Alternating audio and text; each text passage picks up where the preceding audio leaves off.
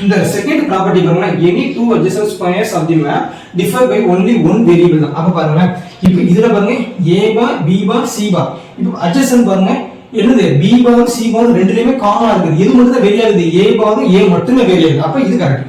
அதே மாதிரி இதுக்கு adjacent பாருங்க a bar b bar கரெக்ட்டா இருக்குது, c bar c. அப்ப இதுல ஒரு வேரியபிள் மட்டும் தான் வேரி ஆகுது. அப்ப அக்கார்டிங் டு ப்ராப்பர்ட்டி படி வந்து பாத்தீங்கன்னா adjacent square அத adjacent cellல வந்து பாத்தீங்க அப்படினா ஒரே ஒரு வேரியபிள் மட்டும் தான் மாறணும், மற்ற ரெண்டு வேரியபிள் ரிமைனிங் அப்படியே தான் இருக்கும். இது 3 வேரியபிள் கார்னாக் மேப் அப்படிங்கறத நம்ம சொல்லிருக்கோம்.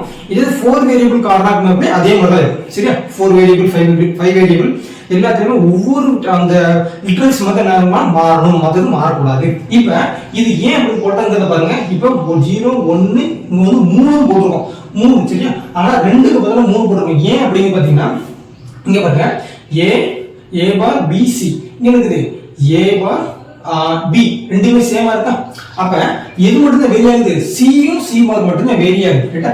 ஆனா நீங்க நினைச்ச மாதிரி இந்த ரெண்டு தூக்கி இங்க போட்டுட்டு 3 இங்க போட்டோம்னு வெச்சுக்கோங்க. இங்க பாருங்க a bar c bar என்னது வித்தியாசமா இருக்கு பாருங்க. b bar இது b bar அதே மாதிரி b bar இங்க b வந்துரும். அப்ப ரெண்டு டேர்ம் வந்து நமக்கு என்ன ஆகுது? சேஞ்சஸ் ஆகுது. ரெண்டு வேரியபிள்ஸ் வந்து நமக்கு சேஞ்சஸ் ஆகுது. அப்படி இருக்க கூடாது. ஒரே ஒரு வேரியபிள் மட்டும் நமக்கு சேஞ்சஸ் ஆகும். சோ அதனால தான் வந்து பாத்தீங்க அப்படினா 0 1 3 2 4 5 7 6 அப்படி நம்ம போடுறோம். இதே மாதிரி தான் இந்த பக்கத்துக்கும் வரும். இத தூக்கி இங்க 6 தூக்கி இங்க 5 பக்கத்துல போட்டீங்க அப்படினா இதுக்கு ரெண்டு வேரியபிள் சேஞ்சஸ் ஆகும். சோ அதனால தான் வந்து பாத்தீங்கன்னா நம்ம இந்த ஆர்டர்ல போட்டுறோம். அதனால இங்க மட்டும் பாத்தீங்கன்னா ஒரு பெரிய கோடு போட்டுக்கலாம்.